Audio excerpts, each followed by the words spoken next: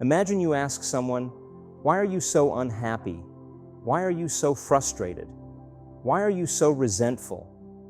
The moment you ask this question, their brain will link that emotion to a past event through a memory. That's because they have nothing to look forward to in their future. If you are not defined by a vision of the future, it means that you are more in love with your past than you are with your future. So how do you teach people to believe in a future they can't yet see or experience with their senses? How can they think about it so many times in their mind that their brain literally changes to make it look like the event has already occurred? The latest research in neuroscience confirms that this is absolutely possible. We know this to be true. How do you teach someone to select a new possibility for their future and start emotionally embracing that future before it manifests, to the point that their body, as their unconscious mind, believes it is living in that future reality in the present moment? They are signaling new genes in new ways ahead of their environment.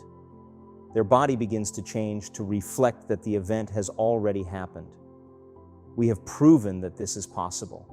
Now think about this. The more you focus on your desired future, on the joy, gratitude, and positive feelings you want to experience, the more your body will shift in the present moment. Yes, exactly. Your body starts to believe it is living in that future reality right now. Consider this. The stronger the emotion you feel from a condition in your life, the more altered you feel inside. The more you narrow your focus on the cause, the brain freezes an image and takes a snapshot. That memory is now embossed in the brain, branded in there. People then think neurologically within the circuits of those past experiences and feel chemically within the boundaries of those emotions. The stronger the betrayal or trauma, the more the body is living in the past. Right. So then how do you reverse that? Now, if you truly got passionate about a future, we've all done this. You get a wild idea in your mind and you start holding on to that vision, and you're preoccupied with it. All of a sudden, the thought in your mind becomes the experience, and you start feeling the energy of the future. Now, the stronger the emotion you feel from that vision, the more you're going to pay attention to the picture in your mind. Yeah? And now you're remembering your future, and vice versa. The stronger you pay attention to the feeling of the past pain, you're going to create the pain in this moment. Exactly. So then it requires a coherent brain, and we now know that there's a formula for that. And we've got beautiful research to show that people can do it. They just have to practice, and it requires a coherent heart. Because resentment, frustration, impatience create a very incoherent heart. And when that heart becomes incoherent, you stop trusting yourself. There's no energy. You stop trusting in your future. So then if there's physical evidence in your brain and body, physical evidence to look like the event has already occurred, it's quite possible you'll be thinking neurologically within the circuits of your future. And you begin to feel chemically within the boundaries of that emotion of your future. And how you think and how you feel is your state of being. And now your state of being is living in the future instead of the past. Now, the moment you disconnect from the emotion of your future because of traffic or some coworker or your ex or whatever people come up with, now you're back to the energy of your past. And now you're going to start looking for it, analyzing why it hasn't happened. Well, if you're feeling the emotion of your future, why would you look for it? Because you would feel like it already happened. And that is the place where the magic happens. And so then you can't just do this, get up, and then return back to your old state of being. You got to maintain that modified state. When life happens, well, let me finish with a face right now. How do you maintain? Well, of course. I mean, we all take blows in our lives and we all react emotionally. But the question is, how long are you going to react?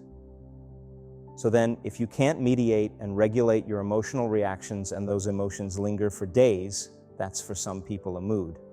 And then months, a temperament. Years, a personality trait. So then the person's personality is literally based on the past. But they don't know that because they're doing it over and over again. It becomes a subconscious program. So now if it requires a coherent brain and a coherent heart, then we have to train people how to self-regulate. Feelings and emotions are the culmination of our past experiences. When you think back to past events, what you really remember is how they made you feel. In the midst of any experience, all of your senses immerse you into that environment.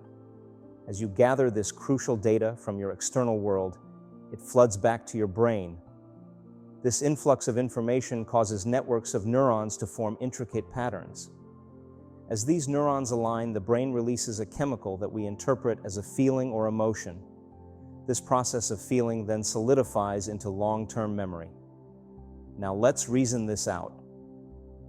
If feelings and emotions are the end product of past experiences, and you find yourself feeling the same way day after day, what does that indicate? It suggests that nothing new is happening in your life. As these feelings and emotions drive your thoughts, and if you can't think beyond how you feel, because past events have emotionally branded you with sadness, guilt, shame, unworthiness, or insecurity, then you are essentially living in the past. These emotions fuel thoughts, which in turn create chemicals that reinforce the same emotional state. The cycle repeats itself, conditioning your body to remember this emotional state more vividly than your mind. Your body becomes anchored in the past, because if you can't think beyond your feelings, you are trapped in past experiences. So many people spend their lives lamenting why they never achieved their future vision, attributing it to past experiences. If feelings and emotions are indeed the product of past events, think about how vividly you remember your first kiss, your wedding day, the birth of your children, or that exhilarating fishing trip off the coast of Manzanillo with your closest friends. You caught the fish, savored it with Sauvignon Blanc, and enjoyed the sunset, creating a long-term memory. Now, yet it's often the memories of trauma, crisis, and disappointments that people cling to most strongly. These are the experiences that shape their emotional states, influencing their current reality.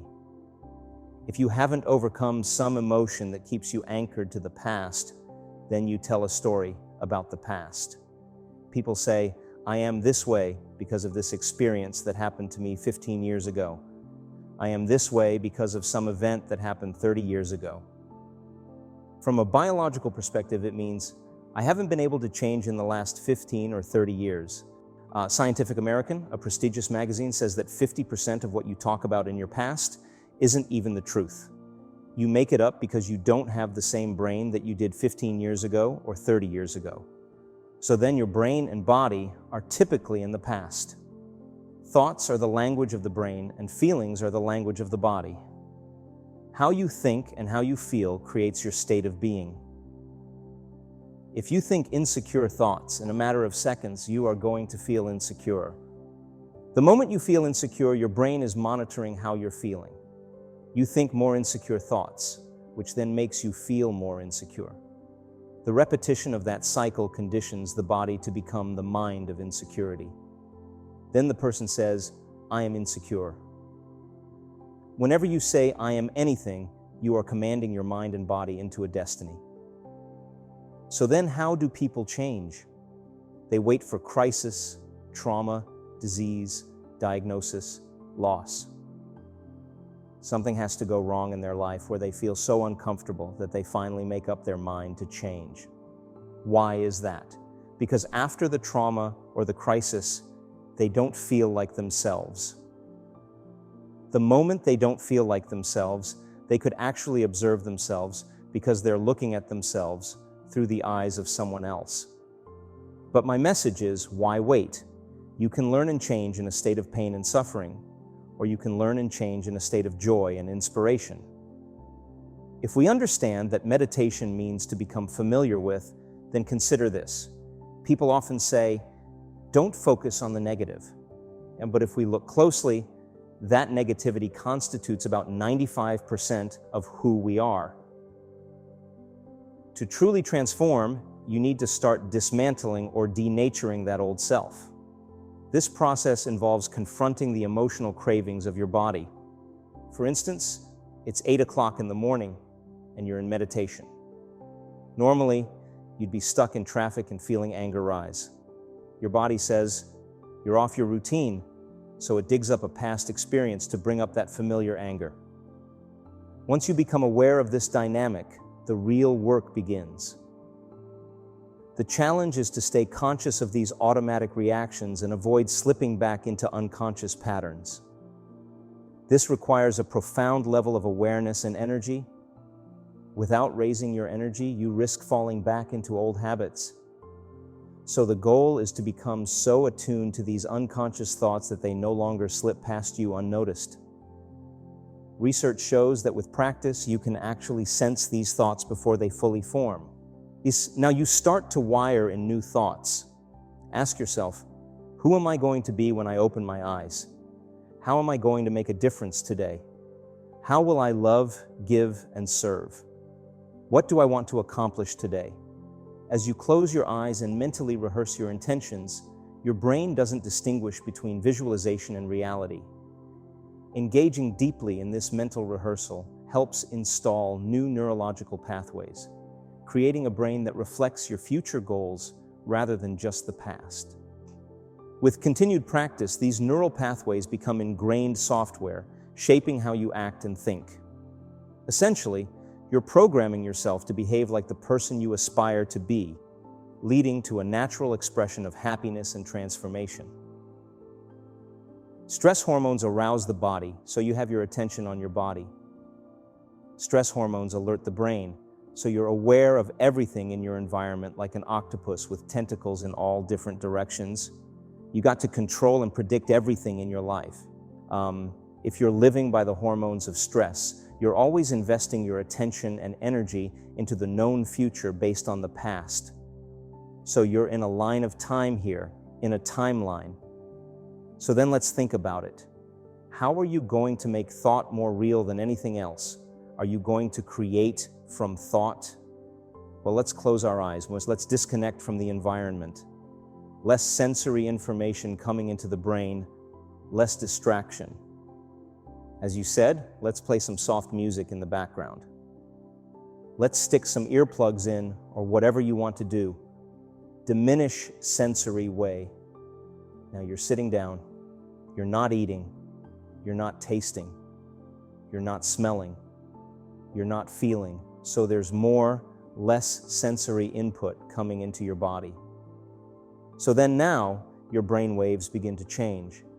They start slowing down and you move from this beta brainwave pattern where you're aware that you have a body in space and time, or your attention is on the outer world, or your senses are giving you information. Less sensory information. Now your inner world starts becoming more real than the outer world. You're not the voice in your head that's always talking to you. As your brain waves change, you start seeing images and pictures and symbols. Less in that vocalization, that sub-vocalization. So your brain waves start changing. The alpha, you're going to start creating, start dreaming, pretending, right? So then if you say to your body, you're going to sit down for an hour and I know you're on a program because you wake up every morning and do the exact same thing, and now I'm going to make you sit just like said to an animal. You sit, you stay. Your body's going to say, I'm going to die. My bladder is going to explode. I need a coffee. I got a lot of emails to do. That's the program. You say to your body, today we do battle. Today, this is it. You sit through that and you make your way, even though your body's trying to get up and you keep settling it back down. I'm telling you, when you start your day that day, you will be more kind, more loving, less judgmental, more patient, more present, because you're mastering the present moment. That means you're not in the predictable future. You're not in the familiar past. You're mastering time. So then if where you place your attention is where you place your energy, and all of your attention is in the present moment, you've got a lot of energy to do amazing things. You know when someone's present with you in your life because they're paying attention to you. Yeah, and you know when they're not present because they're not paying attention to you. So the act of getting more present means you're putting a lot of energy in the present moment, and you're taking your power back from all these things and people in your life. So we teach people this. As they start breaking through and they start being able to unfold into this field as an awareness, they're not putting their attention on their boss or their ex or their wife or their kids or their cell phone or their WhatsApp or their Facebook. They're not thinking at all. So then as they're sensing the space, they can't think. If you can't think, you can't analyze. If you can't analyze, the analytical mind is what separates the conscious mind from the subconscious. You just opened the door. To truly explore the unknown aspects of yourself, you need to move beyond the confines of what you already know. If you continuously return to the familiar, you'll miss the opportunity to encounter the unknown. When you say, "I don't know anything about the unknown," remember, by its very nature, the unknown is not something you can predict or control. Attempting to manage it only pulls you back into the realm of the known. The journey involves a process of trial and error, much like perfecting a skill in tennis, golf, martial arts, or even dancing the salsa. At first, it might feel laborious, but persistence is key. Over time, as you refine your focus and abilities, you'll start to find your rhythm.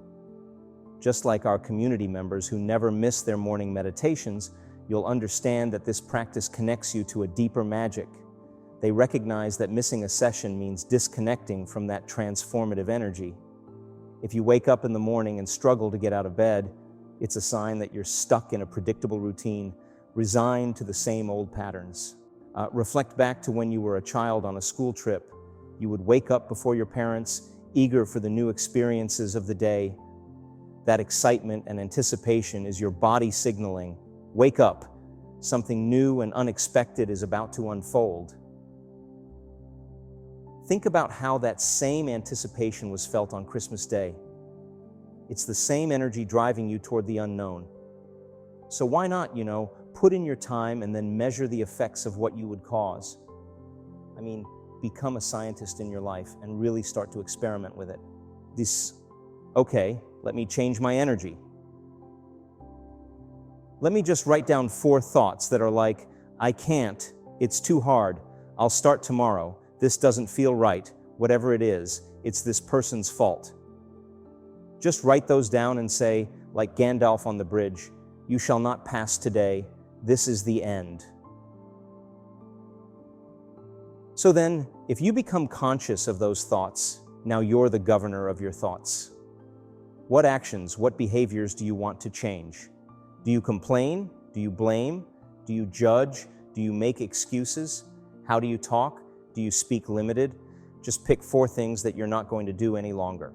What emotions get you in trouble? What are the emotions that you're addicted to that keep you returning back to your past? If you don't know, close your eyes for about 30 minutes and just watch where your mind goes and watch your feelings and just say, okay, it's frustration, it's unworthiness, self-doubt, it's guilt, it's frustration, it's shame. Just become conscious of those and just review them in your mind so that you don't go unhinged in your waking day. If I'm engaged in a relationship, I won't be working on it. I simply won't.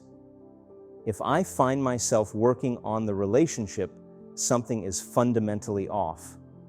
I focus on my own growth. I bring my best self to the table, you bring your best self, and together we create something that we can celebrate. It should work seamlessly. It should align effortlessly.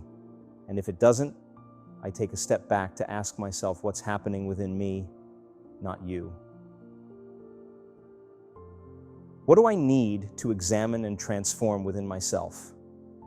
When there's a vibrational match and everything flows naturally, when there's connection on all levels, physically, mentally, emotionally, spiritually, that's when it feels right. That's a sign of a healthy dynamic.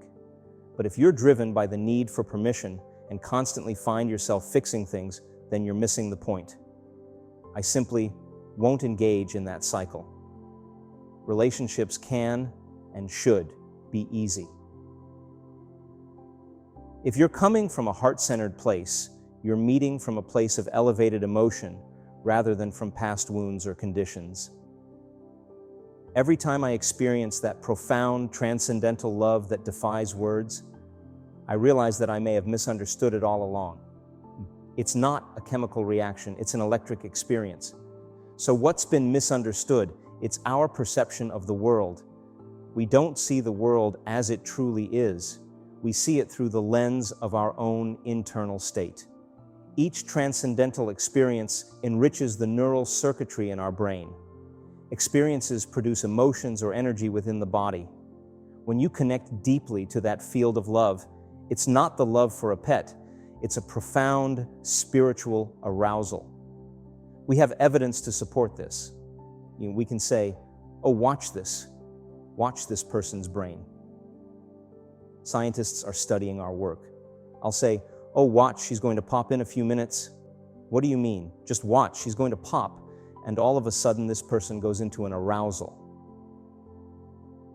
The sympathetic nervous system is so switched on, but the arousal isn't like an arousal from the environment that produces anger or aggression or fear or anxiety or pain or suffering. That's survival in the environment that produces the arousal. This arousal is coming from energy in the body that's moving up into the brain, and the arousal is bliss. The arousal is ecstasy. The arousal is freedom, but it's not chemical. You'll feel it in every single cell in your body. Now here's the outcome of that. The outcome of that is that when you open your eyes and some conditioning, some layer has been removed, your spectrum of the way the world looks broadens. Now, because now you're wired to perceive what's always existed, but you didn't have the circuits in place to perceive them. So then it's the inner experience that literally transforms our experience of the outer world. When you start having moments where you hit that kind of frequency, or you have those moments of love, you're less dependent on anyone to bring you happiness. You're okay. You can love the person for the flaws because you can see a part of yourself you used to be that you no longer aren't. Instead of judgment, you have compassion. You can encourage and communicate from a level of connection instead of intimidation or competition, or however relationships work. I've dedicated my life to guiding people to the point where they can transcend their sense of self. They become nobody, no one, no thing, no place, and no time. When individuals reach this profound understanding, when they truly grasp that they are pure consciousness connected to the infinite field, they begin to shift their focus towards that frequency of oneness and wholeness. They tune into it, remain present with it, and immerse themselves in it, moment by moment, until it becomes a living experience. Reflect on this. How much of your waking day is spent focusing on the field of pure consciousness, and how much is spent on the material world? Most people, in fact, devote 100% of their attention to matter. However, my students are accessing a higher frequency. They've learned to transcend their limited selves and can maintain this state of connection for extended periods. They lock into what we call the quantum field, a realm where experiences go beyond sensory perception. Though, as they delve deeper into this state, they experience diminishing separation and an increasing sense of unity and wholeness. The closer they align with this field, the less distance there is between their individual consciousness and the collective consciousness of the unified field. You're operating beyond the constraints of Newtonian physics and the three-dimensional reality. In this space, changing the field instantaneously alters matter. We're now witnessing these shifts occur in shorter spans of time because we're becoming more adept at connecting with the field. I can attest to this through my experiences at week-long events. I can sense the exact moment the energy in the room transforms. That's when I know to brace for the extraordinary, because miracles are unfolding right before our eyes. It'll happen in 1 week. You tell me how a tumor can disappear on a person's thyroid, not one, not two. You tell me how a man with a stroke who's been paralyzed in his arm and leg, that's in his 70s, paralyzed for years, is now lifting his arm above his head. How do you explain that? He didn't do that matter to matter. He didn't change his diet. He didn't do physical therapy. He didn't try to have a good attitude and think positively. There was none of that. Something in the field changed, and the pattern of that condition in the field changed. So it is happening in a shorter amount of time. There is no rule. It's about the person's ability to pay attention and to focus to be greater than their body, their environment, and time. It's their sincerity. It's the engagement. When they go sit down and do it, they're not doing it with an attitude of, oh man, I gotta do this. That's the wrong attitude. Nothing's gonna happen then. You get there with the attitude, I'm going to connect with the divine. This is going to be a great day. I'm going to keep my energy up. I'm not getting up until I feel like I'm empowered. That person's gonna have a rocking day. They're gonna have a good day. We approach meditation through 3 transformative avenues. First, to deeply familiarize yourself with your old self. Second, to become intimately acquainted with your new self. The essence of meditation is about this process of familiarization, becoming deeply familiar. We apply this model to induce change. By slowing down your brain waves and moving beyond your analytical mind, you teach your body a new way of being. We've uncovered a formula that makes this process straightforward and accessible. So, with consistent practice, you'll naturally improve, just like mastering any skill. To transcend the analytical mind, another method involves reprogramming yourself. Meditation, at its core, is about moving beyond the confines of your body, disconnecting from your environment, and releasing the constraints of time. This is where the profound shifts occur. This is the eye of the needle through which significant transformation happens. Our approach is data-driven. We meticulously observe and analyze how brains respond, and this insight greatly enhances my ability to teach effectively. As people gain a deeper understanding of what they're doing and why, the how becomes more intuitive and effortless. We've eliminated conjecture, superstition, and dogma. Contemporary science, through modern language, demystifies this process.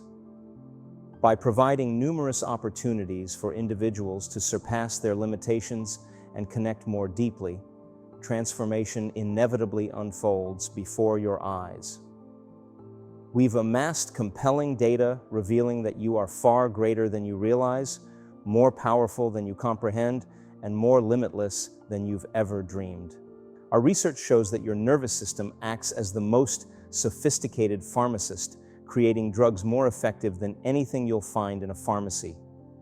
A drug study is about 18 to 25% cause and effect causality. Our data is between 75 and 85% cause and effect. This is a person creating their own pharmacy of anti-inflammatories, their own pharmacy of anti-carcinogenic chemicals, and their own pharmacy of pain relievers. We're seeing this over and over again. So we have this incredible data that says this is no longer pseudoscience. This is really science. The side effect of a person's transformation has changed my belief in what's possible.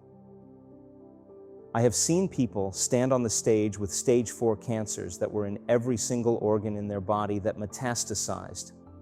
They now have no sign of cancer in their body. We have data that suggests that if you put the blood of an advanced meditator and a uterine cancer cell or a pancreatic cancer cell together, 70% of the mitochondrial function in the cancer cells diminishes. The mitochondria are the energy packets of the cell. It's taking energy out of the cancer cell. This works perfectly with what we're seeing with the testimonials that people are telling around the world. We've seen blind people see. We've seen deaf people hear. We've seen people with spinal cord injuries walk again. We've seen ALS change. We've seen all kinds of unbelievable health conditions changed by a person simply changing the way they think, the way they act, and the way they feel.